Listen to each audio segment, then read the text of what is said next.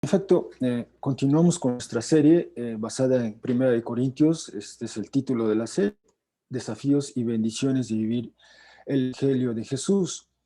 El pasaje que hoy nos ocupa es el capítulo 6. En efecto, digamos la primera mitad del capítulo 6, versículos 1 al 11. Dios, mediante el próximo domingo veríamos la segunda parte del 6. De esta primera parte, bueno, ofrezco este título, la presentación, no seguir a la exposición, pero no seguir siendo lo que éramos y no seguir haciendo lo que hacíamos. Ese es quizá el punto que quiere seguir comunicando Pablo. Ah, Así el domingo pasado él usaba estas metáforas, la metáfora de que somos una nueva masa y de esa nueva masa se forman panes ácimos sin levadura, esa levadura antigua si lo afirma de una manera positiva en el capítulo 5. En el 6 quizá lo hace de una manera negativa, no seguir siendo lo que éramos, no seguir haciendo lo que hacíamos, porque hay un riesgo, hay un peligro.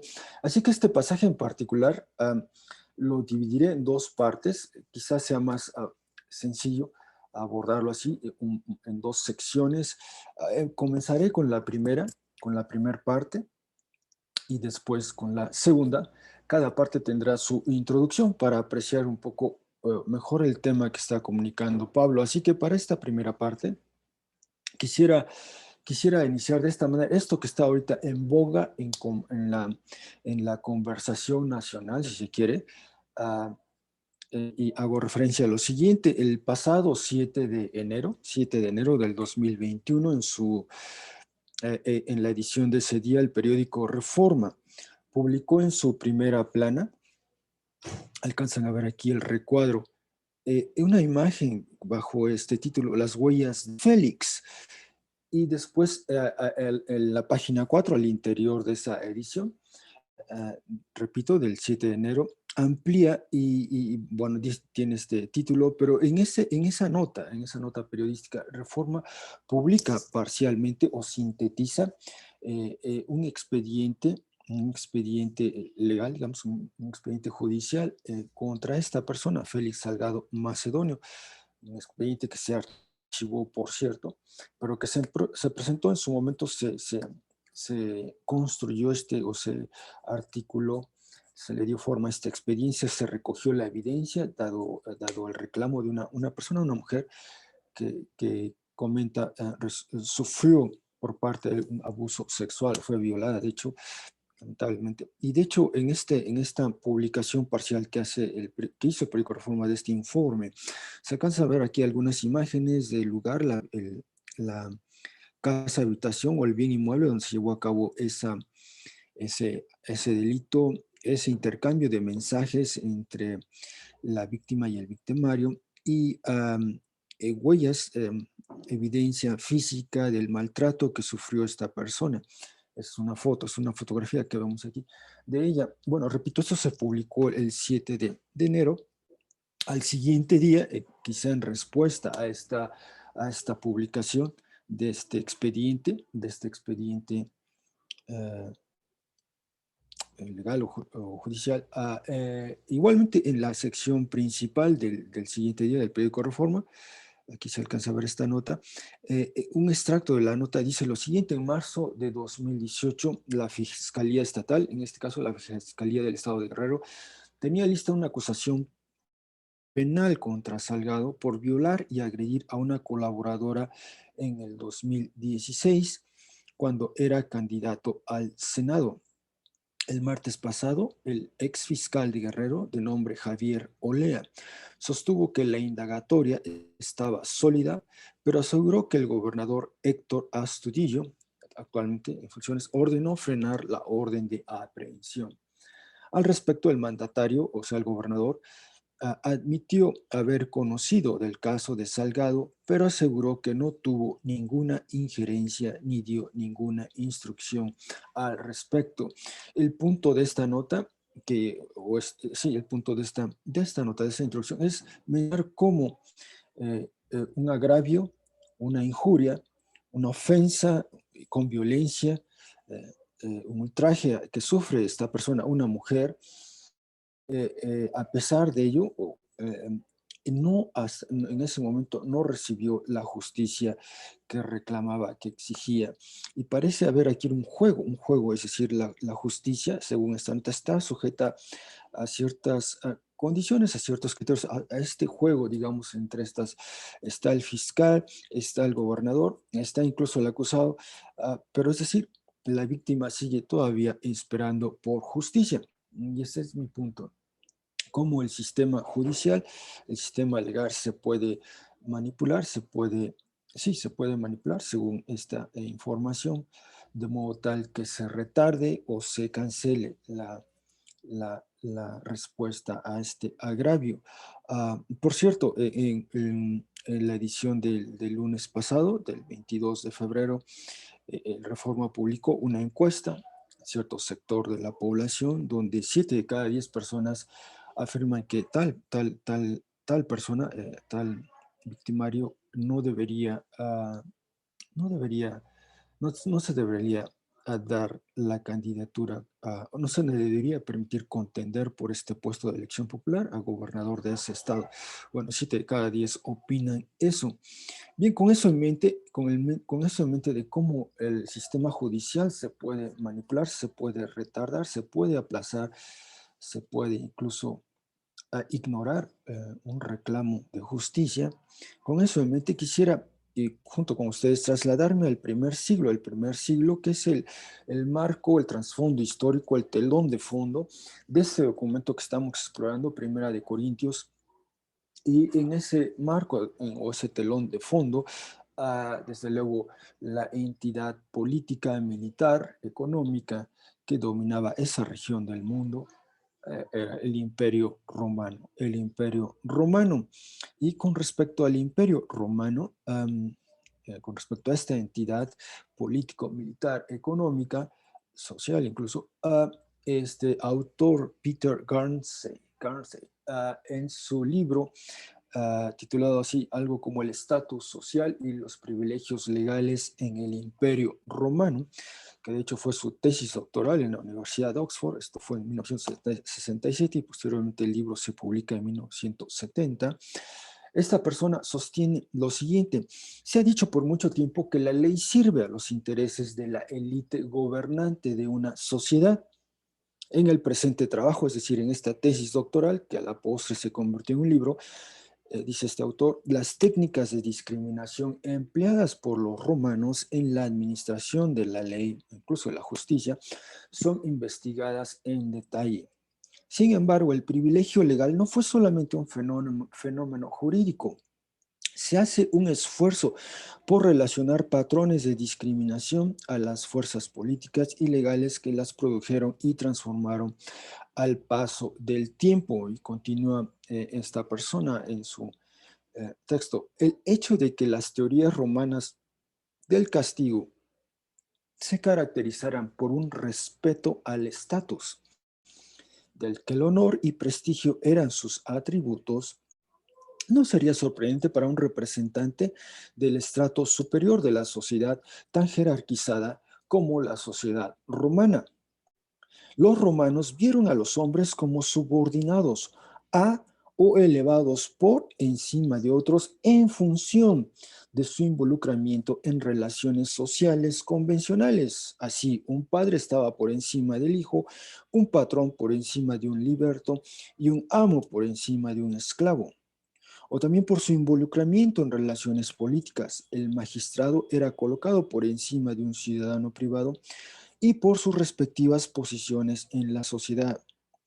El respeto romano por el estatus es más claramente reflejado en las acciones y actitudes de los oficiales judiciales, en la teoría legal. En otras palabras, el punto de toda esta investigación que llevó a cabo Peter Garnsey es que, en efecto, el sistema jurídico, la jurisprudencia romana tenía un sesgo, había parcialidad y dependía del estatus, de la posición, de la dignidad, dignitas, era, del honor que en la sociedad tenía esa persona, si era un estatus elevado, si una persona que pertenecía a un estrato alto de la sociedad. Entonces era muy probable que el sistema legal, el sistema jurídico no lo tocaría, no lo afectaría. no sería o no se vería afectado.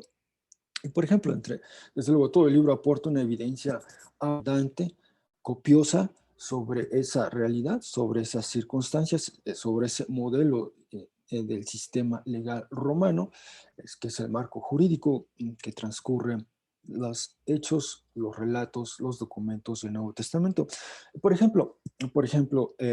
De la jurisprudencia romana, brevemente citaré del Digesto de Justiniano, el libro segundo, lo siguiente, en este primer párrafo dice: citar a juicio es llamar para comprobar un derecho. Párrafo, sí, segundo párrafo: no se debe citar a juicio ni al cónsul, ni al prefecto, ni al pretor, ni al procónsul, ni a los demás magistrados que tienen imperio, es decir, autoridad, que pueden también castigar a alguien y mandar que sea llevado a la cárcel, ni al pontífice mientras ejerce los actos sagrados, ni a aquellos que por la religión del lugar no puedan moverse de él, pero ni aun a aquel que por causa pública sea llevado en caballo público.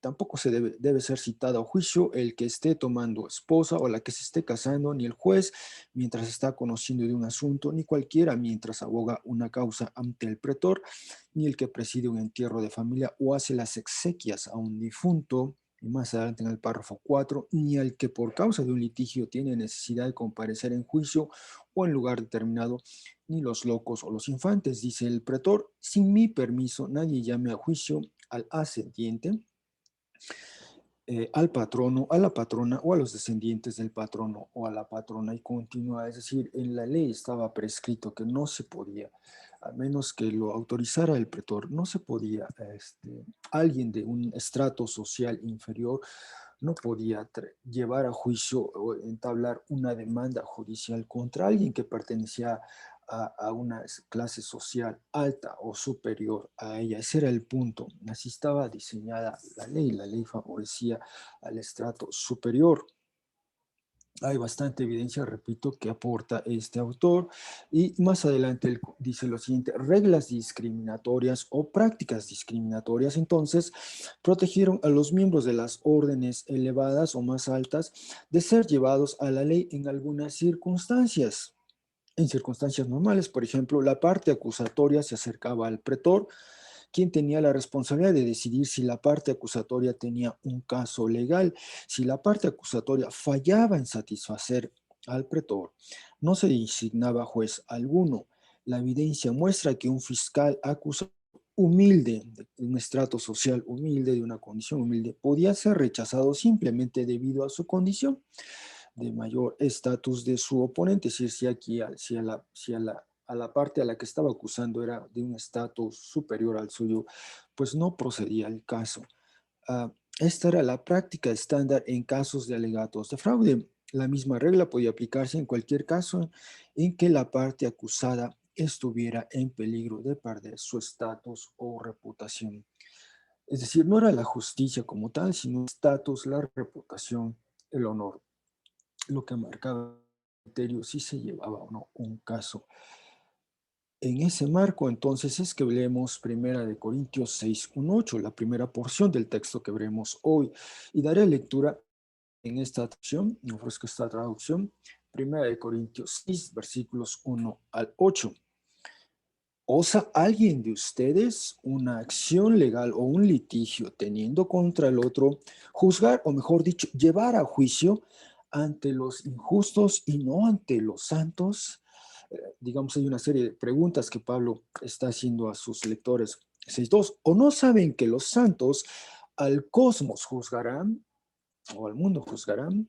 Y si por ustedes es juzgado el cosmos, indignos son de los más triviales casos legales. 6.3.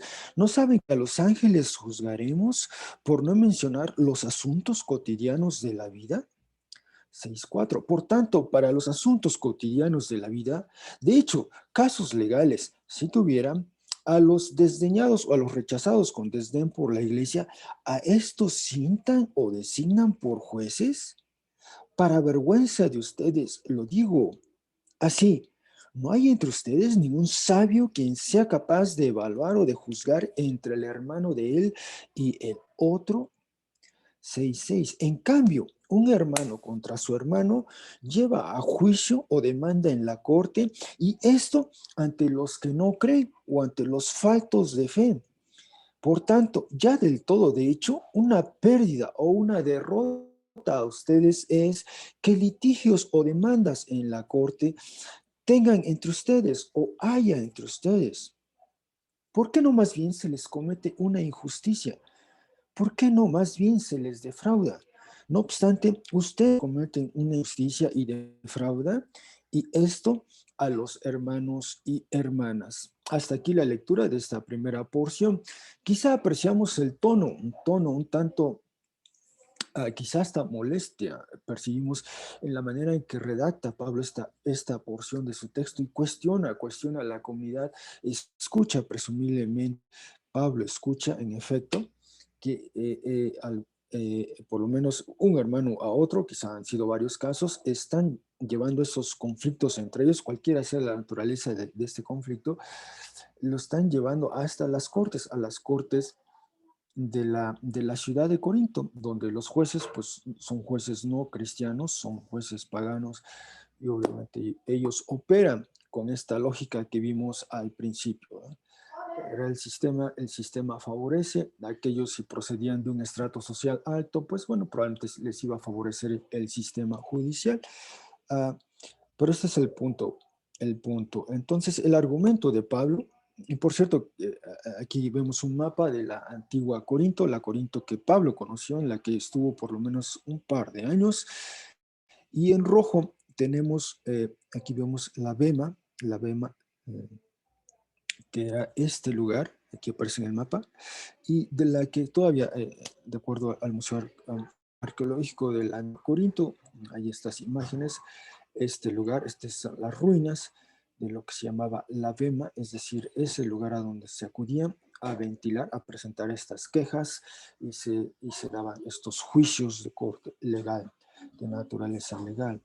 Y presumiblemente algunos de los hermanos de la iglesia en Corinto acudieron a este lugar y presentaron una queja, una demanda judicial contra otro hermano o hermana en la fe, y entonces eran las personas que no eran parte de la iglesia quienes deliberaban y resolvían entre ellos. Así que parece que en esta primera sección que hemos leído, versículos 1 al 8, este parece ser lo que está diciendo Pablo. En otras palabras, se enteró él que alguno de los hermanos llevó a juicio o presentó una demanda ante el tribunal pagano en Corinto, digamos ante la Bema, a otro hermano. Un hermano está acusando judicialmente a otro hermano, acude a este tribunal pagano. Ese es el punto. Entonces, desde luego esto desconcierta a Pablo. Pablo sigue en este shock, en este desconcierto. Vimos la semana pasada el shock de él al enterarse de que alguien está participando en una relación sexual inapropiada, y que incluso la comunidad consiente eso. Pablo está en shock. Bueno, aquí continúa ese otro shock de Pablo, otro desconcierto de Pablo, porque Pablo en su argumento presenta esto en la perspectiva escatológica de la fe en Jesús. En realidad, los que creen en Jesús van a juzgar al mundo y a los ángeles. Bueno, este es el punto de Pablo. Se entera de esta situación y él responde, empieza a decirles, ¿no saben? ¿No recuerdan? Probablemente Pablo, cuando estuvo con ellos ese par de años, les llegó a mencionar eso, uh, uh, que desde luego es una novedad para nosotros en el siglo XXI cuando leemos este documento. ¿No saben que los santos al cosmos juzgarán? Y de ahí es posible, es probable que Pablo esté aludiendo, sí, aludiendo al texto de Daniel, Daniel capítulo 7, especialmente el versículo 22, y especialmente quizá en la redacción de ese texto en la versión en griego. En la versión en griego. Julio nos hizo favor de leer todo el texto de Daniel, capítulo 7. Nos leyó esa traducción que se ha hecho del texto en arameo.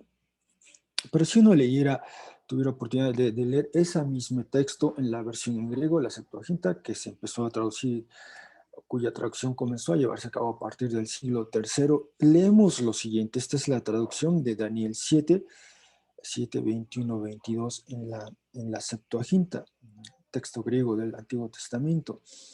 Aquí se lee lo siguiente: y observaba, en esta visión de Daniel, observaba cuidadosamente a ese cuerno, es decir, el cuarto, que una guerra convocaba contra los santos y les hacía virar, es decir, dar vuelta, o les hacía huir. 7:22, hasta que al llegar el anciano de días y el juicio dio a los santos del Altísimo. Y el tiempo fue dado y hay una elipsis aquí, el texto en griego no dice qué, pero algo de naturaleza real, algo de naturaleza regia, es decir, posesión o autoridad real o regia, poseyeron los santos. Y entonces es posible, es factible que Pablo aluda a este texto uh, uh, para mencionar es decir, los santos, la comunidad de fe en Jesús, los que creen en Jesús, en el porvenir, aquel día del Señor, cuando se dé esa resolución última, ellos van a participar de ese juicio hacia los que no creen, hacia los que en ese momento estaban fuera de la comunidad de la fe en Corinto. Ese era el punto que Pablo quería comunicarles, y de ahí quizá en un tono sarcástico o irónico, es decir, Pablo se preguntaba, ¿cómo es posible que ustedes, teniendo diferencias entre ustedes, acuden a los de afuera para resolver esas diferencias cuando en el porvenir, en ese horizonte escatológico, en realidad van a ser ustedes los que van a juzgar a los que ahorita están afuera, a los que están afuera de la comunidad, a quienes son jueces incluso, o magistrados, o pretores? Bueno, a esos ustedes los van a juzgar, así que no resulta irónico que ustedes con estos asuntos triviales, menores, así los llama Pablo, acudan a estas personas afuera cuando en el horizonte escatológico ustedes van a juzgar. Es parte de su tarea en el porvenir, dice Pablo, les recuerda a Pablo. Y bueno, si ese fue el texto el que probablemente alude quizá Pablo, por cierto, quiero decir aquí en el versículo 7:22 en la versión griego, literalmente dice así: el juicio, el término en griego es crisis, por cierto, crisis, nosotros usamos el término crisis para quizá referirnos a otras circunstancias, pero aquí crisis dio a los santos, eso es en griego. Quizás es un tanto ambivalente, ¿verdad? Es decir, les dio a ellos esa facultad, esa prerrogativa, o resolvió para ellos, es decir, emitió un veredicto, esa fue crisis también, esa edición, dio a los santos.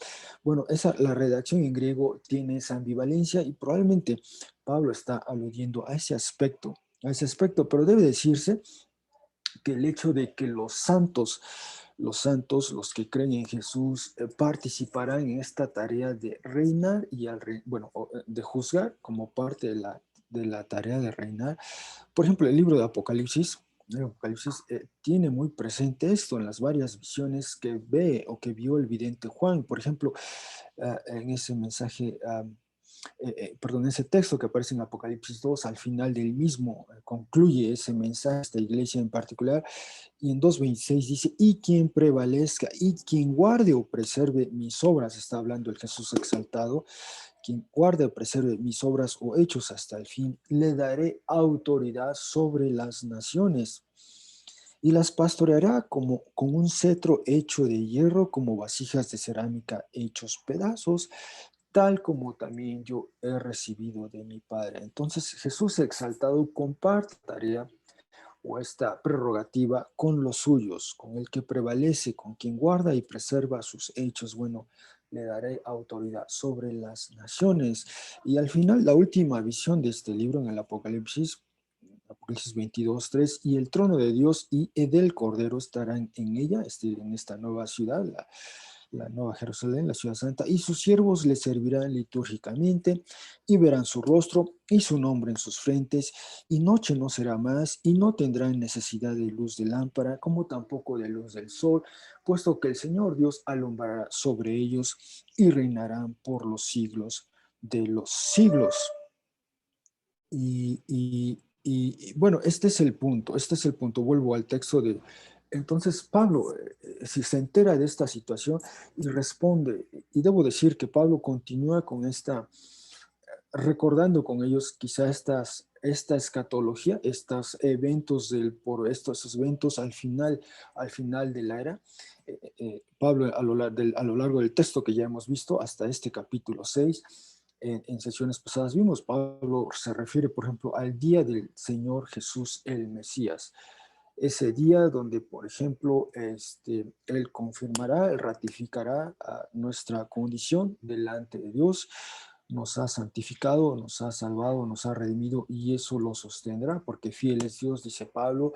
También Pablo ha hablado de, eso, de ese evento del porvenir, de esa resolución final. Ha hablado de lo que hacemos, la manera en que construimos en ese cimiento que es el Mesías.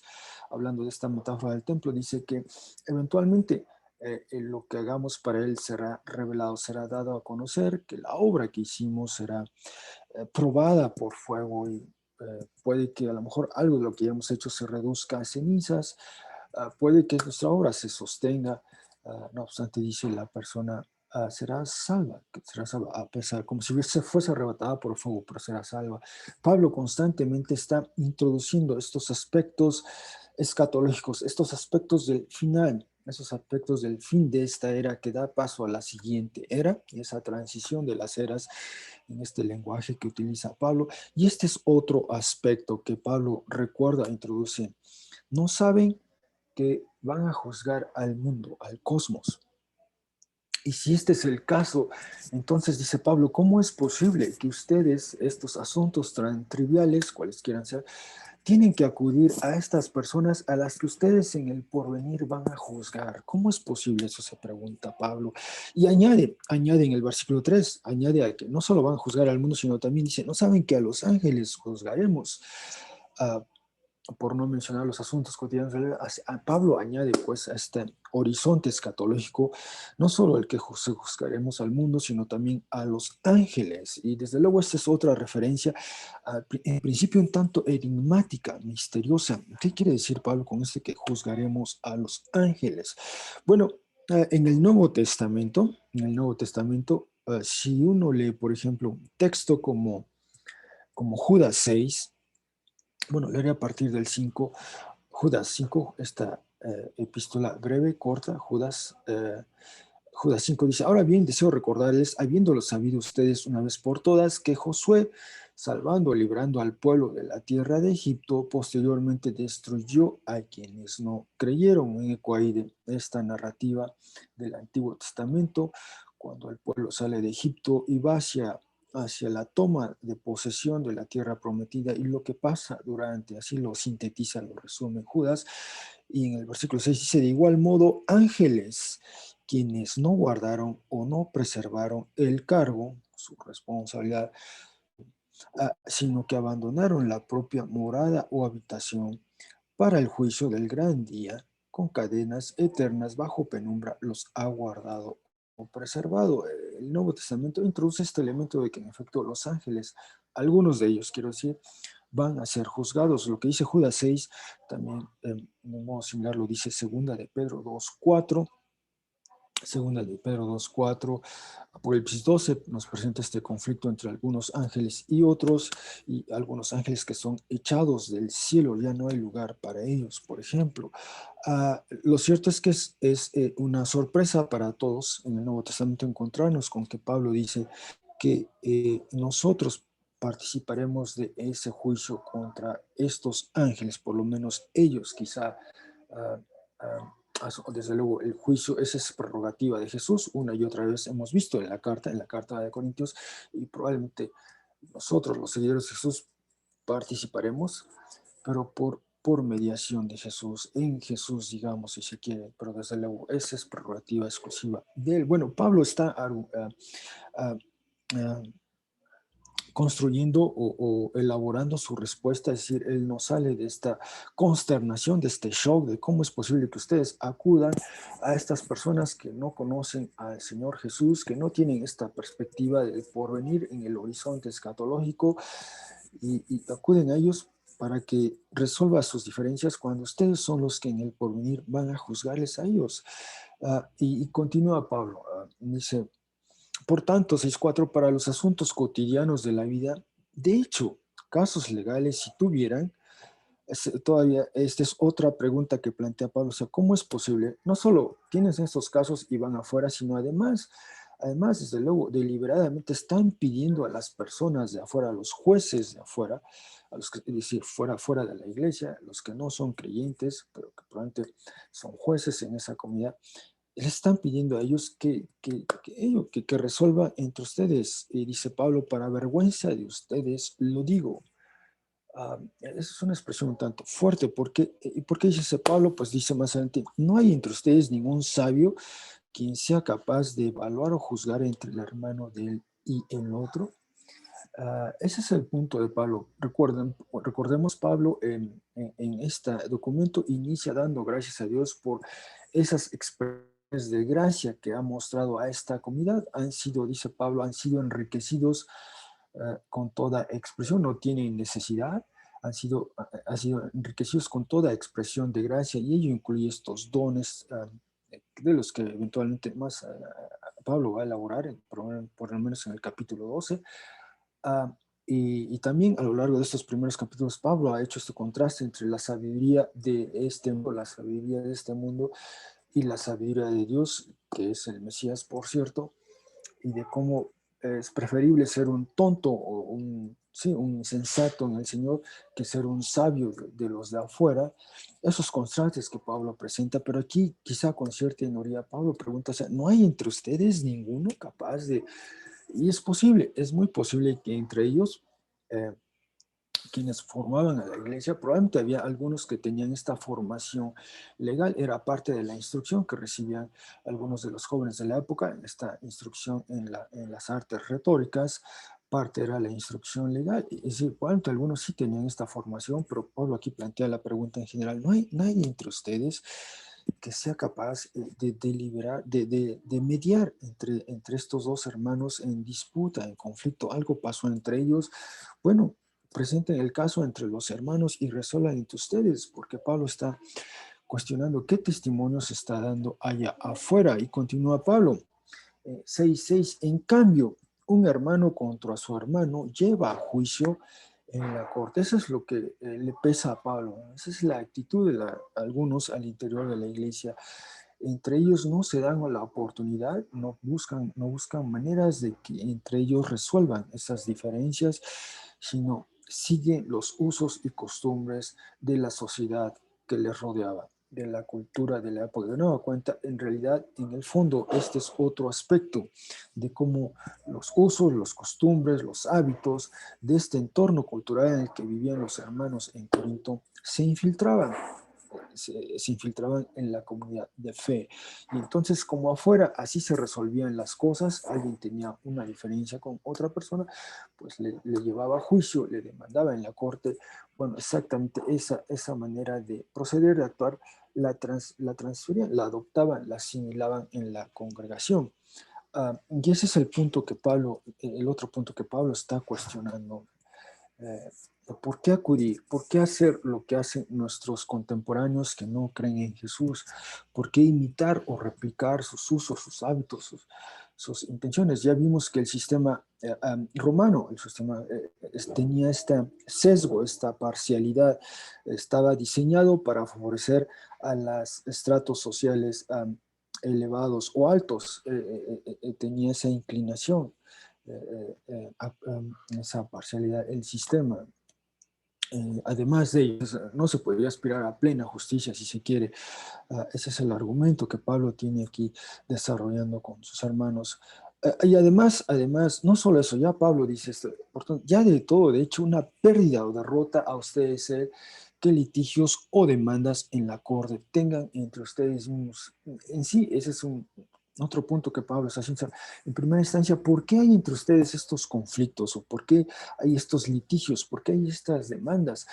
El ventilarlas públicamente, el acudir fuera de la iglesia, de la congregación e ir a una entidad no pagana y ventilar ahí estos asuntos que corresponden o competen a esta comunidad es en realidad, bueno, no es algo bueno, no es algo sabio.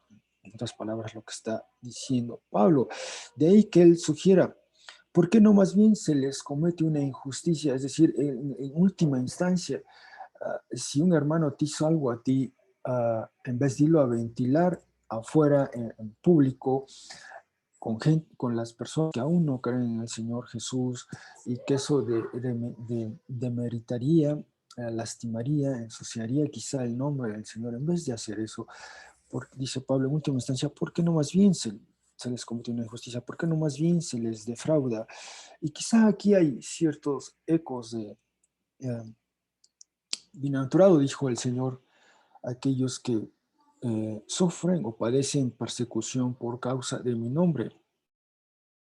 Mateo 5:11, o bien Pablo, unos años después, escribiría en su epístola a los romanos: no sean vencidos de lo malo, sino venzan con el bien el mal. Eh, entonces no hay que proceder de la misma manera que proceden afuera. Bueno, por lo menos en el primer siglo, el contexto jurídico, el marco jurídico romano, ya vimos, favorecía a los estratos sociales elevados por un lado, pero por el otro también, uh, en ese hay evidencia, se ha estudiado que este sistema también se empleaba por ciertas personas para lastimar o afectar al otro, para irritar al otro, para generar uh, enemistad. De hecho, ese es otro aspecto del sistema.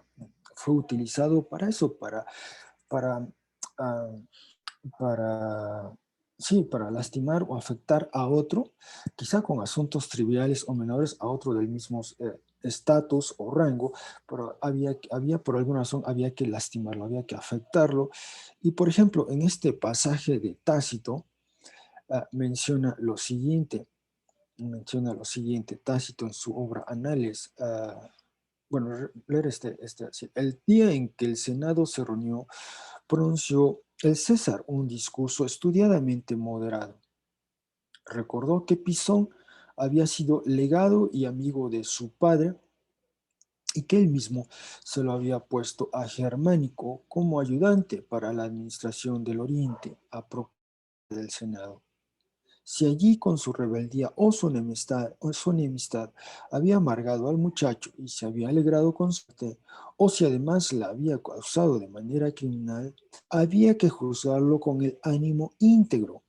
Pues si un legado se ha saltado los límites de su deber y la subordinación que debe a su general, y se ha alegrado con su muerte y con mi luto, lo odiaré y lo alejaré de mi casa, pero no vengaré con la fuerza del príncipe mis enemistades privadas. Y ese es el punto a destacar. Y también se ha recogido o se ha recuperado bastante evidencia para comunicar que era parte de la cultura de la época, del ethos romano, era este aspecto de la enemistad.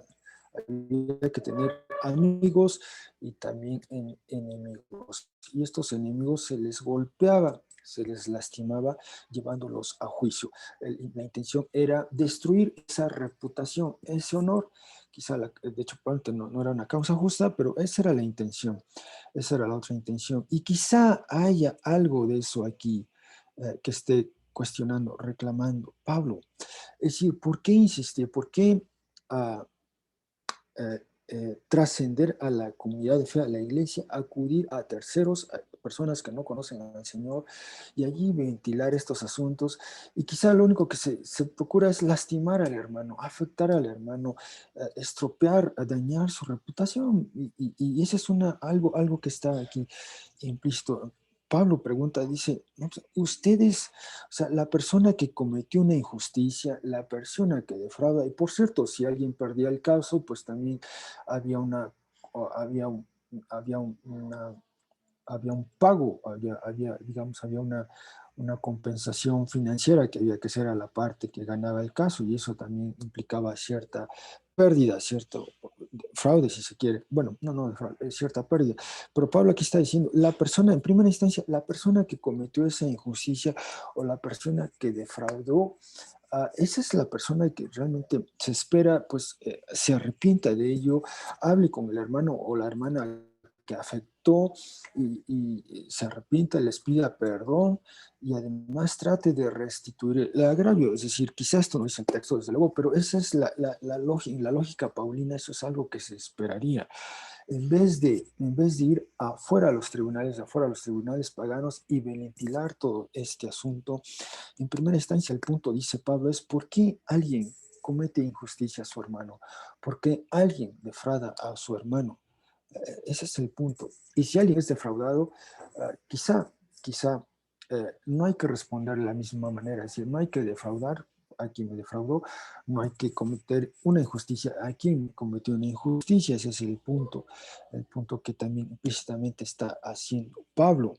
Entonces, en resumidas cuentas, en esta primera sección de nuestro pasaje, Pablo se enteró que alguien de los hermanos llevó a juicio o presentó una demanda ante un tribunal pagano a otro hermano. Y Pablo, el argumento, la respuesta de Pablo es esta: primero, en la perspectiva escatológica, en la fe en Jesús, el evangelio en Jesús, en realidad, dice, los santos, nosotros y toda la comunidad de fe en el pasado, en el presente, en el porvenir, es decir, los que creen en Jesús, toda esta comunidad va a juzgar al mundo y a los ángeles, desde luego por mediación de Jesús. Sabemos que esta es prerrogativa de Jesús y él en última instancia juzgará, pero de alguna manera participaremos de ello, dice Pablo, de alguna manera. Entonces, por tanto, no había alguien entre ellos que mediara entre esos dos hermanos en conflicto, en vez de acudir a un juez pagano que carece de la perspectiva que ofrece el Evangelio y el Espíritu de Dios, y que por cierto este sistema legal romano no garantizaba justicia, tenía ese sesgo, tenía esa parcialidad, favorecía a los estratos sociales altos, como ya vimos al principio. Lo que es más, en primera instancia, ¿por qué hay un reclamo de injusticia y fraude al interior de la comunidad? Esto en sí mismo es ya una derrota o una pérdida para la iglesia misma en su testimonio a los de fuera. Y la pregunta es, ¿quién cometió esa injusticia? ¿Quién cometió ese fraude? ¿Por qué lo hizo? Y con esa pregunta nos trasladamos a la segunda parte del texto, versículos 9 y 11. 9 y 11. Entonces, con esas preguntas nos movemos ahora a la segunda parte de esta exposición, los versículos del 9 al 11, y quisiera hacerlo también con esta introducción, estas contradicciones culturales que estamos viendo hoy día en nuestra época. Por un lado, por ejemplo, en 1990, Judith Butler publicó su libro. Esta es una mujer estadounidense, publicó su libro de título así, Gender Trouble, o Problemas de Género, Conflictos de Género, si se quiere. Y este es el texto clásico para esta nueva ideología de género. Y en ella, entre otras, dice lo siguiente en la página 6 en este texto. Dice, en un principio, con la intención de cuestionar la formulación de que biología es destino, la distinción entre sexo y género beneficia el argumento de que cualquiera sea la dificultad de precisar que el sexo pueda tener, el género es un constructo cultural. De ahí que el género no es el resultado causal del sexo, como tampoco algo aparentemente fijo como el sexo. Continúa, si el género corresponde a los significados culturales que el cuerpo sexuado asume, entonces no se puede decir que el género es el resultado del sexo de una u otra manera. Llevado a su límite lógico, la distinción sexo-género sugiere una discontinuidad radical entre los cuerpos sexuados y los géneros culturalmente construidos. Asumiendo por un momento la estabilidad del sexo binario, no se infiere que la construcción de hombres se concentrará exclusivamente en los cuerpos masculinos o que mujeres interpretarán únicamente cuerpos femeninos. Pero esta es la premisa básica de la ideología de género hoy día. El género es un constructo cultural divorciado, separado del sexo biológico. Repito, este libro lo publicó Judith Butler en 1990. Una mujer estadounidense. Bueno, recientemente, el año pasado, digamos a la vuelta de 30 años, otra mujer, en este caso canadiense, Debra Soh publica su libro, de hecho se llama así, El fin del género, y como subtítulo tiene, digamos, deshaciendo los mitos en torno al sexo e identidad en nuestra sociedad, y dice lo siguiente, y entre otras cosas afirma lo siguiente: el sexo biológico es masculino o femenino. Contrario a lo que comúnmente se cree, el sexo de una persona se define no por los cromosomas o genitales o perfiles hormonales, sino por los gametos, que son células reproductivas maduras. Hay solo dos tipos de gametos, los pequeños llamados espermatozoides que son producidos por los hombres y los grandes llamados óvulos que son producidos por las mujeres. No hay tipos intermedios, perdón, debe decir, de gametos entre los óvulos y los espermatozoides. El sexo de una persona es binario, no es un espectro. Y en la misma página, unos renglones más adelante, dice ella, similar al sexo, el género, tanto con respecto a la identidad y expresión, es biológico, no es un constructo social y ni está divorciado de la anatomía u orientación sexual. A pesar de lo que los académicos contemporáneos puedan hacerle creer, todas estas cosas están vinculadas. La biología, no la sociedad, dicta si somos típicos o atípicos de género, al punto de que nos identificamos con el sexo con el que nacimos y las parejas a las que somos atraídas.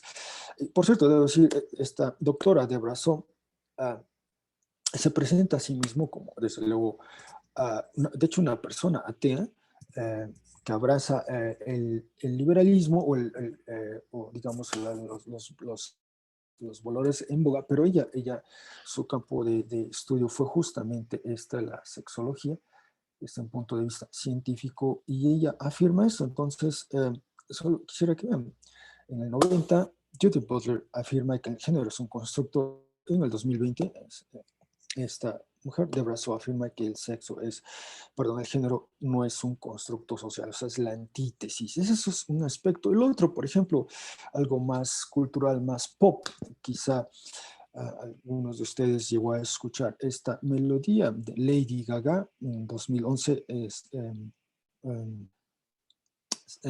por así se salió a la luz, se liberó su álbum Nací de esta manera, y aquí está su letra en inglés de esta melodía o de esta canción, y a la derecha ven el texto en español. Dice entonces, no importa si gay, heterosexual o bi, lesbiana, vida transgénero, estoy en la ruta correcta, baby, nací para sobrevivir, no importa si negra, blanca o beige, chola o hecha en Oriente, estoy en el camino correcto, baby, nací para ser brava, soy hermosa en mi camino, pues Dios no comete errores, estoy en la ruta correcta, baby, nací de esta manera.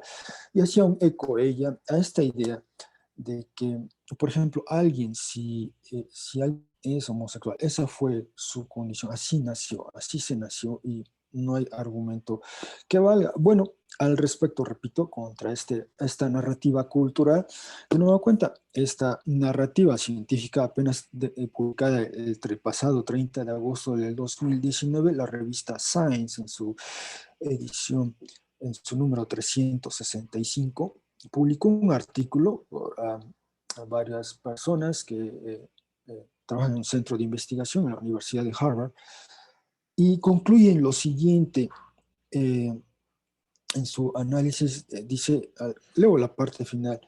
Establecimos que la arquitectura genética subyacente es altamente compleja. Ciertamente no hay un solo determinante genético, algunas veces referido como gen homosexual en los medios de comunicación.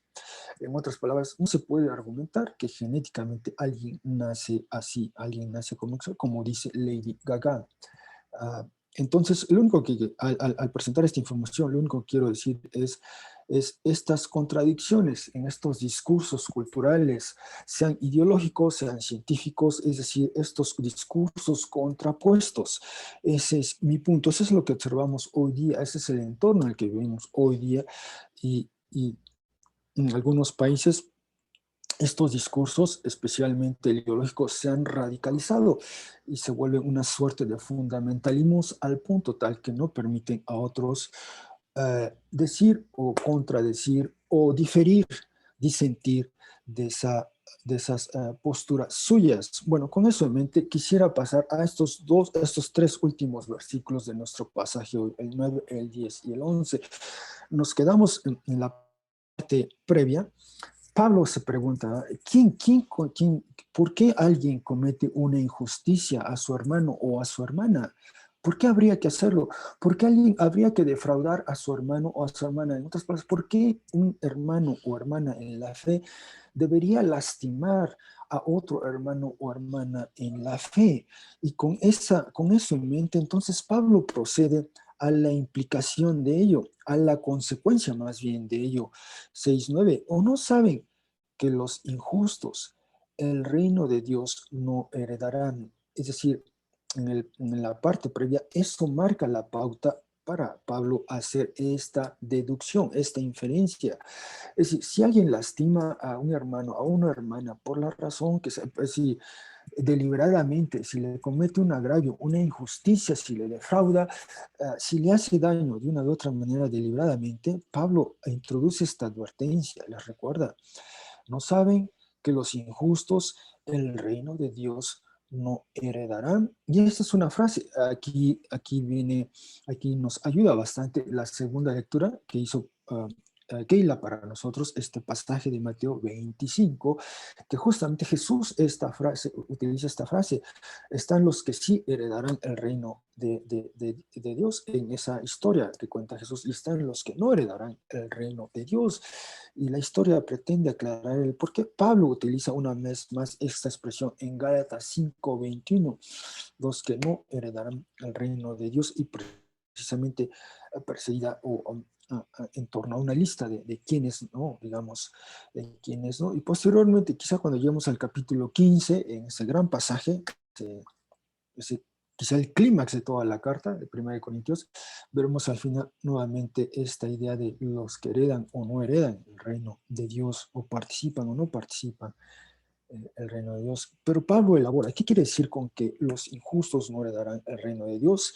Y entonces introduce también este aspecto. No se engañen, les dice, hermanos, no se engañen. De hecho, daré lectura al texto. No se engañen, ni personas que participan en una relación sexual inapropiada, ni quienes adoran imágenes u ofrecen devoción a dioses paganos, como era posible todavía en la Corinto antigua. Ahí estaban los altares de Poseidón y de otras de las deidades del panteón griego. Había altares, había estatuas, y por lo tanto había quienes presumiblemente en la comunidad de Corinto todavía siendo creyentes profesaban la fe en Jesús, al mismo tiempo participaban de estos cultos a otros dioses paganos y veneraban sus imágenes y quizá participaban en sus festivales. Bueno, esas otras personas que tienen en mente Pablo. Y recordamos, la semana pasada vimos a estas personas que participan en una relación sexual inapropiada. En la semana pasada vimos el caso de esta persona que al mismo tiempo cometía incesto y adulterio al tener una relación sexual con la mujer de su padre, posiblemente. Bueno, ni adúlteros, dice Pablo, ni quienes participan en una relación sexual entre hombres y juegan un rol pasivo, o quienes participan en una relación sexual entre hombres y juegan un rol activo. 6:10, ni ladrones, ni avariciosos o avaros, ni borrachos con vino, ni abusivos o injuriosos, ni codiciosos o voraces, quienes cobran piso. Este grupo de personas, los últimos cuatro los vimos la semana pasada. Bueno, dice Pablo, todos ellos el reino de Dios no heredarán. No se engañen, ni estas, ni todas estas personas el reino de Dios heredarán. De ahí la advertencia de Pablo. Y continúa. Y estos, el griego nos presenta como una elipsis, es decir, no nos ofrece el sustantivo. ¿Estos qué? ¿A qué se refiere este término? Estos, en el texto en griego, no dice. Uno puede suponer estos comportamientos, estos hábitos, estos actos. Bueno, dice Pablo, y estos algunos eran, o algunos tenían, o algunos llevaban a cabo, o algunos se comportaban así. Pero, y Pablo introduce 3 ocasiones este término adversativo, pero fueron lavados o limpiados, pero fueron consagrados o dedicados o santificados, pero fueron absueltos o hechos justos en el nombre del Señor Jesús el Mesías y por el Espíritu del Dios nuestro. Así concluye esta nuestra porción de- de- del pasaje que estamos viendo hoy, versículos 9 al 11.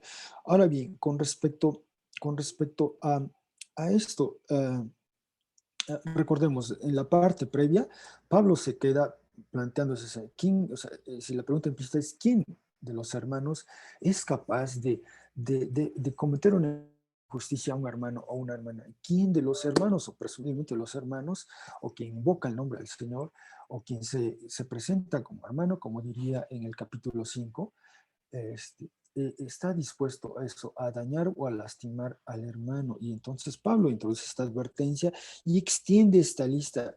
No solo el que comete una injusticia o el que defrauda a su hermano, están estas otras personas, aquellos que participan en una relación sexual inapropiada, como fue el caso en el capítulo previo, 1 Corintios 5, de eso trata.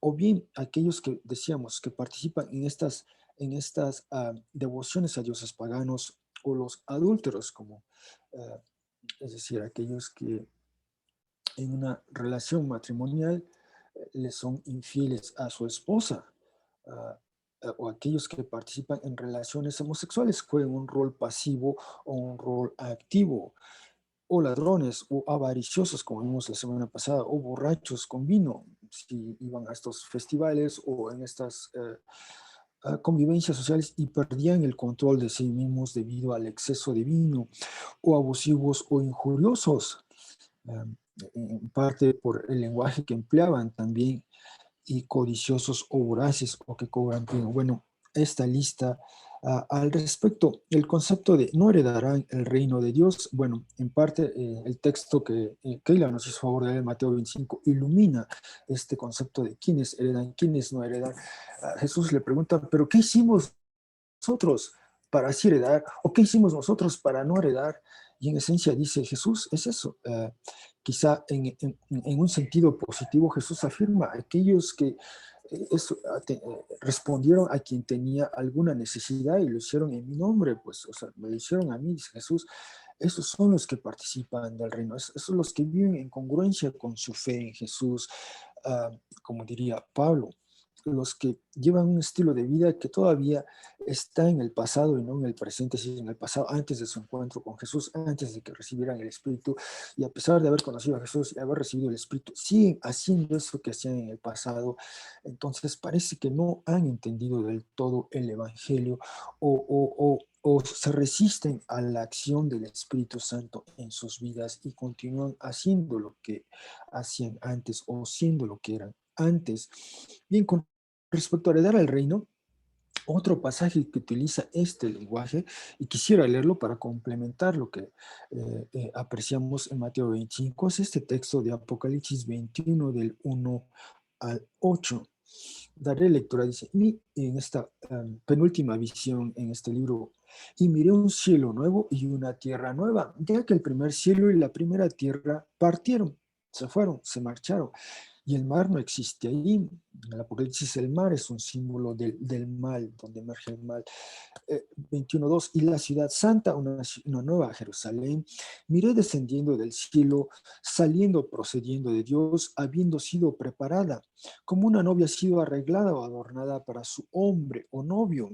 Y escuché una voz muy fuerte o retumbante desde el cielo diciendo, mira, la tienda de campaña de Dios con los seres humanos. Y armará su tienda o acampará con ellos, y ellos su pueblo serán, y él, Dios con ellos, será Dios de ellos. Aquí hay un eco de Éxodo 25:8, cuando Dios pide que construya al pueblo, le dice a Moisés que el pueblo construya esta gran tienda de campaña, a veces se llama el tabernáculo, porque quiere encontrarse con ellos. Bueno, este es un eco en esta visión. 21:4, y enjugará, secará toda lágrima de sus ojos, y la muerte no será más, como tampoco luto, ni lamento, ni estrés o agonía, no será más, ya que los primeros cielo y tierra pasaron, o se fueron, o se marcharon. Y en este versículo hay un eco de Isaías 25. Isaías 25, 21:5, y dijo, quien se sienta sobre el trono, mira, yo hago nuevas todas las cosas. Y dice, escribe, puesto que estas palabras confiables o auténticas y verdaderas son. Y me dijo, han llegado a existir. Yo soy el alfa y la omega, el principio y el final, o el comienzo y el fin. Yo daré gratis, yo daré libremente a quien esté sediento de la fuente de agua de vida. Quien triunfe, quien venza, quien prevalezca, heredará estas cosas, y seré para él Dios, y él será mi pueblo. Es decir, no dice aquí heredará el reino, pero es decir, esta visión comunica otro aspecto, o digamos algo equivalente a esa idea que Pablo enumera aquí, de la que Jesús habló. ¿Quiénes heredan el reino? ¿Quiénes participan de esto? Bueno, aquí dice quien triunfe, quien piensa o quien prevalezca heredará estas cosas, pero para los cobardes o viles e incrédulos, y quienes son detestables y asesinos, y promiscuos o fornicadores, y envenenadores o hechiceros o magos, y adoradores de ídolos o idólatras, y a todos quienes son falsos o mentirosos. La parte de ellos se halla en el lago que arde o es consumido con fuego y azufre, el cual es la muerte segunda. El punto es que a lo largo bueno, en el Nuevo Testamento prevalece esta idea es decir, hay quienes creen en Jesús, quienes viven de acuerdo a las implicaciones del Evangelio, y esta es la promesa, la expectativa de participar en ese porvenir, de heredar el reino, o como dice esta última visión, de participar en esa intimidad y comunión, de también acampar junto con Dios y ser pueblo suyo y Él sea nuestro Dios, donde no hay lugar para la muerte y donde no hay lugar para el mal. Este es el nuevo cielo y nueva tierra en esta visión. Pero siempre hay este pero. En el Nuevo Testamento es importante tener en cuenta este pero, esta condición. Dice Pablo, esto algunos eran, pero si insisten o persisten en ser como eran, dicen 6:9, los no saben que los injustos el reino de Dios no hará. No solo los injustos, ni estos ni aquellos, y ahí está esta lista de aquellos que en general participan en una relación sexual o aquellos que son ladrones o es decir, todas estas personas corren ese riesgo. Y ese es el punto que Pablo quiere comunicar aquí. Uno puede aspirar a participar en ese porvenir glorioso, extraordinario, de la que esta penúltima visión de Apocalipsis nos permite asomarnos. Pues recuerden, es el que prevalece, el que vence, el que triunfa. Esa persona es la que heredará. Pero hay quienes no. ¿Y quiénes son los que no? En 21.8 hay algunos términos similares. Por ejemplo, el término aquí que se usa para promiscuos o fornicadores es el mismo que se usa aquí para personas que participan en una relación sexual inapropiada. Vimos las personas que adoran imágenes, ofrecen devoción a Dios, porque participan en otros cultos, hay un sincretismo, si se quiere, pues es el mismo término que aparece aquí en 21.8, adoradores de ídolos, idólatras. ah, um, y es decir, estas actitudes, estas acciones, estos hábitos que contradicen la eficacia del poder de Dios, que niegan, digamos, el poder de Dios, que se rehúsan a verse al poder de Dios, que niegan la fe en Jesús. Bueno, aquellas personas que insisten o persisten, que rehúsan, que no quieren desprenderse, despojarse de ese pasado, de esos hábitos, acciones suyas y abrazar a plenitud y vivir a plenitud la fe en Jesús. Bueno, hay este riesgo, hay este pero. Hay quienes quizá no quieren o se están arriesgando a no heredar el reino de Dios, si no corrigen, si no se desprenden de ese pasado, si no dejan de hacer aquellas cosas que hacían, si no dejan de ser aquello que eran, uh, y viven a plenitud la fe en Jesús y sus implicaciones. Bueno, en el Nuevo Testamento esta es la constante. Lo dice Jesús en esta historia que cuenta Mateo 25, lo dice Pablo aquí en 1 Corintios 6, lo dice el Apocalipsis en su última o penúltima visión. Hay quienes sí participan, pero hay quienes no. Y aquí nos dice quiénes no participan.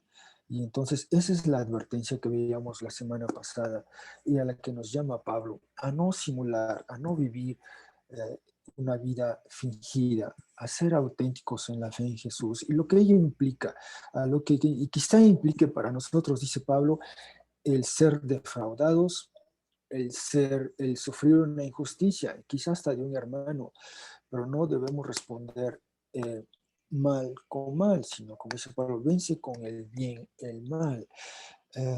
Ese es un aspecto. El otro que quisiera brevemente mencionar es esto. La lista que Pablo elabora se ha extendido. La semana pasada, al final del capítulo 5, vimos que Pablo hace esta lista, No se mezclen, dice, con alguien que llamándose hermano es una persona que participa en una relación sexual inapropiada, o es avaricioso, o es adorador de una imagen, participa en un culto, digamos, estas deidades paganas, es abusivo, injurioso, es borracho con vino, es voraz o codicioso, cobra piso. Con tal persona no coman juntos, es decir, no hay comunión, no hay esa comunión a la que nos ha llamado Dios, a tener comunión con su Hijo. Bueno, no se podía tener comunión con estas personas que de una u otra manera niegan la fe en Jesús, o para usar la terminología de Pablo, personas que han recibido el Espíritu, pero que viven como si no hubiesen recibido el Espíritu, personas que han recibido el Espíritu, pero que viven como si lo negaran, lo marginaran el Espíritu. Bueno, esta lista que Pablo hizo, bueno, introduce en el capítulo previo, capítulo 5, ahora la extiende. Ahora incluye a estas personas, pero la expande e incorpora a otras. Y especialmente Pablo elabora sobre esta sección de los que participan en una relación sexual inapropiada. Y ahora Pablo hace una precisión en esa relación sexual inapropiada, como vimos la semana pasada en este vocabulario, a lo que llama porneia. Porneia habla de los adúlteros en primera instancia, y habla también de aquellos que participan en una relación sexual entre hombres, es decir, una relación del mismo sexo, en este caso de hombres, pero que unos juegan un rol activo y unos un rol pasivo. Eh, Al respecto, vale la pena esta observación que hace Bruce Winter. Mientras que Solón en Atenas prohibió que esclavos participaran en prácticas homosexuales, en Roma eran solo los esclavos y los no ciudadanos romanos que podían ser utilizados por los ciudadanos romanos y podían ser utilizados sin restricción alguna. Había algo sagrado en torno a la persona del ciudadano romano. Y sí, Bruce Winter ofrece una evidencia copiosa y contundente para establecer lo siguiente. En la sociedad romana, en la época en que Pablo estuvo en Corinto, en la Corinto antigua, siendo ya colonia romana, era aceptable, era permitido, era sancionado, era avalado por la ley el que un ciudadano romano, un hombre siendo ciudadano romano, podía participar en una relación sexual con otro hombre, siempre y cuando la otra persona fuese un no ciudadano romano, si fuese un bárbaro, como dirían, fuese un forastero, fuese un no ciudadano romano o fuese un esclavo. Pero si la otra persona era ciudadano romano, entonces eso sí lo prohibía la ley. Por ejemplo, dice la digesta de Justiniano: comete estupro el que por trato, no por causa de matrimonio, tiene a una mujer libre, exceptuándose por supuesto la concubina. Se comete adulterio con una mujer casada y se comete estupro en viuda, en doncella o en un joven. Es decir, la ley romana penalizaba el que un ciudadano romano cometiera un acto sexual con otro hombre, siendo ciudadano romano. Pero si era un ciudadano romano y la otra parte, la que jugaba el rol pasivo, es decir, la persona que era penetrada, para usar esos términos, uh, era un ciudadano no romano, o era un esclavo, entonces sí lo avalaba la ley, era válido, era aceptable, no había ningún problema. Y Pablo lo que hace en esta lista es decir, va más allá, y Pablo dice, ni una ni otra está bien a los ojos del Señor, porque eso contradice, eso niega, primero, lo que afirma Génesis 1 y Génesis 2, que Dios crea al ser humano en su modalidad hombre y en su modalidad mujer, y hombre y mujer hacen posible esta relación. Es una relación heterosexual, hombre-mujer, una relación complementaria, una relación siempre con la posibilidad, con el potencial de procrear. ah, y por lo tanto, una relación del mismo sexo, en este caso hombre con hombre, niega todo eso teológicamente e incluso física o biológicamente. Ese es el punto que Pablo está aquí comunicando. La ley romana consentía que un ciudadano romano participara en una relación con otro, una relación sexual con otro hombre, donde él jugara el rol de activo y la otra persona, esclavo o forastero, jugaba el rol pasivo. Eso lo sancionaba, eso lo permitía la ley. Y por lo tanto, quizá algunos hermanos de la iglesia en Corinto que venían de ese trasfondo, que se criaron en esa cultura con esos usos y costumbres y creen en Jesús y reciben el Espíritu, y quizá algunos de ellos todavía venían o arrastraban esos hábitos, esas costumbres, esas tradiciones, y quizá algunos de ellos, siendo ciudadano romano, viviendo en Corinto, participaban en una relación sexual con otro hombre, donde el otro hombre era un esclavo o el otro hombre era un no ciudadano romano, y él podía decir, bueno, la ley romana me permite esto, así que puedo hacerlo. Pero Pablo está diciendo, no, eso no, eso es parte de como al mismo nivel que aquellos que son avaros, que aquellos que son borrachos con vino, que aquellos que son abusivos, que aquellos que son codiciosos, que aquellos que son ladrones, que aquellos que cometen injusticia, que hacen un agravio a su hermano o a su hermana. No, porque el ser humano porta la imagen de Dios, y el ser humano existe en modalidad hombre y mujer, y Dios definió muy bien esa relación. La relación sexual es heterosexual entre hombre y mujer. Así fueron diseñados. Ese es quizá el argumento implícito de Pablo, pero está yendo contra el marco legal que sancionaba y permitía ese tipo de relaciones. Y finalmente quisiera pasar a mi último punto, la obra y poder del Dios Trino. Dice Pablo, esto, estos comportamientos, estos actos o estos hábitos, algunos eran o algunos tenían, algunos llevaban a cabo, vienen de ese trasfondo, que sería lo mismo en nuestro tiempo hoy día. ¿Cuántos no venimos de estos trasfondos? Hacíamos algo que no estaba bien a los ojos del Señor, pero hemos creído en Jesús. Jesús nos encontró, nos ha transformado, nos ha hecho suyos. Bueno, dice Pablo en este lenguaje, fueron lavados, pero fueron lavados, fueron limpiados.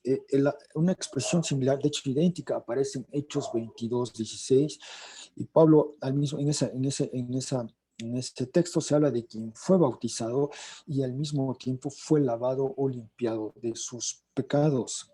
Y esta es probablemente aquí la idea, fue lavado, fue limpiado de sus pecados, de todo esto, de toda esta lista, todo ello, todo, um, perdón, todo ello nos llamaría el Nuevo Testamento actitudes, acciones, hábitos, actos, acciones pecaminosas. De todo ello, dice Pablo, fuimos lavados, fuimos limpiados.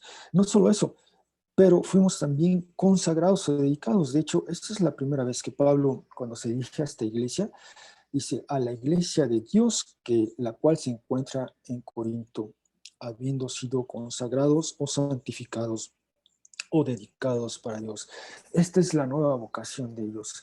No importa lo que hayan sido en el pasado, ahora en Jesús han sido consagrados, han sido dedicados. Esta es una nueva vocación. Y no solo eso, dice Pablo, fueron absueltos, fueron hechos justos porque sus acciones ameritaban ese juicio que está por llegar, que está por darse, por venir, pero ya hemos sido absueltos.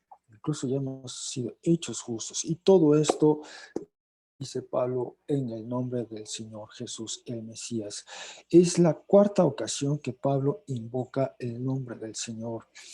En 1:10, Pablo hace un ruego, apela a la comunidad, les invita a preservar la unidad y lo hace en el nombre de Jesús. En 5:4, como vimos la semana pasada, Pablo convoca a la congregación en Corinto, van a asumir, van a tomar una acción seria, grave, van a excluir a un hermano de la comunidad, y lo hacen en el nombre de Jesús. Es muy serio lo que están haciendo. Y ahora Pablo les recuerda, ustedes eran de cierta manera, hacían ciertas cosas, pero algo les ha pasado, han sido lavados, han sido consagrados, han sido absueltos, y eso en el nombre del Señor Jesús. Quizás recuerden, hace un par de años llevamos esta serie basada en el libro de los Hechos, y cómo invocar el nombre del Señor, decíamos, tiene un respaldo teológico e histórico.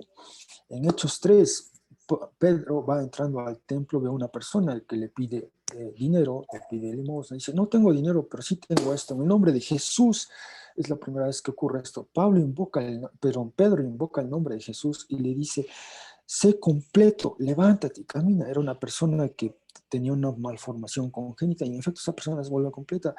Y Pablo explica esto que yo hice un día le va a pasar a todo el cosmos, a todo el mundo. Invocar el nombre de Jesús en Hechos tiene lo siguiente: se invoca el nombre porque Jesús no solo se encarnó y vivió entre nosotros, murió en una cruz, pero resucitó al tercer día. Jesús, 40 días después, ascendió y después de 10 días desciende el Espíritu como símbolo, signo de su exaltación. Jesús ha sido exaltado y entonces cuando se invoca el nombre de Jesús, hay todo ese respaldo teológico e histórico, porque Jesús resucitó, volvió de la muerte, ascendió y le ha sido dada toda autoridad en el cielo y en la tierra. Entonces es que en el nombre de Jesús, no importa lo que hayamos sido o hecho en el pasado, no hay nada imposible para Él. Él nos lava, Él nos limpia, Él nos consagra, nos dedica para sí, nos reclama para sí, nos absuelve de ese juicio pendiente sobre nosotros por nuestras acciones y hechos. Todo ello en el nombre de Jesús el Mesías. Y no solo eso, Pablo dice, y por el Espíritu del Dios nuestro, que de nueva cuenta, la expresión visible de esa exaltación de Jesús que le ha sido dada toda autoridad en el cielo y en la tierra es justamente el que Él ejerce esa prerrogativa. Él da el Espíritu a los que creen en Él. Eso es algo que comunica muy bien el libro de los Hechos. Y aquí en este caso en particular, por cierto, vemos esa expresión trinitaria de Dios. Jesús, el Espíritu y el Dios nuestro. Toda la Trinidad participa en esta obra de transformación, de regeneración, de ese viraje en nuestras vidas. Hacíamos algo, éramos algo que no estaba bien a los ojos de Dios, pero ahora somos algo nuevo, algo distinto, y sí nos llama a ser cosas extraordinarias. Bien, en conclusión, Pablo sigue cuestionando y confrontando los hábitos, los usos, las costumbres, las actitudes, las acciones que se han infiltrado en la comunidad de fe y que proceden de afuera de nuestro entorno cultural.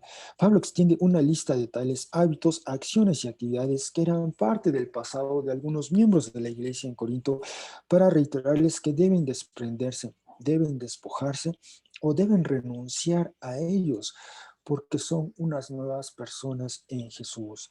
Pablo les recuerda la acción e implicaciones del obrar del Dios Trino en ellos, en el nombre de Jesús, con el poder del Espíritu, por iniciativa de Dios. Algunas implicaciones de este pasaje. La recomendación que Pablo sugiere para abordar las diferencias en la comunidad de fe. Damos oportunidad a aplicarlas en nuestra interacción con los hermanos y hermanas. En otras palabras, si alguien de la comunidad de fe o de aquellos hermanos y hermanas conocemos, quizá en algún momento nos comete una injusticia, nos defrauda, nos hace algo, ¿cómo vamos a responder?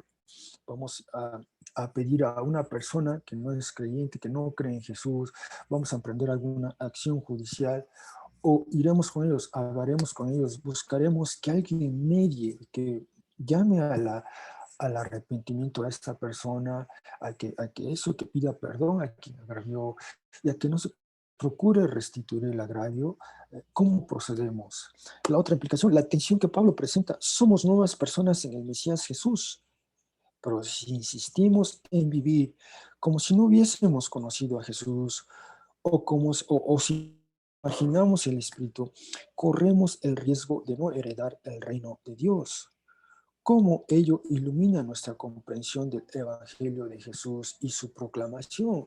Si solo decimos, bueno, basta que creas en Jesús y eso es suficiente, ganaste tu boleto al cielo, no tienes que hacer nada más. Bueno, eso es lo que Pablo no está diciendo aquí. Pablo dice que en efecto es por Jesús y por la obra del Espíritu que nos limpia, que nos consagra, que nos absuelve, pero está ese pero. ¿No sabéis que los injustos o los que hacen esto o aquello no heredarán el reino de Dios?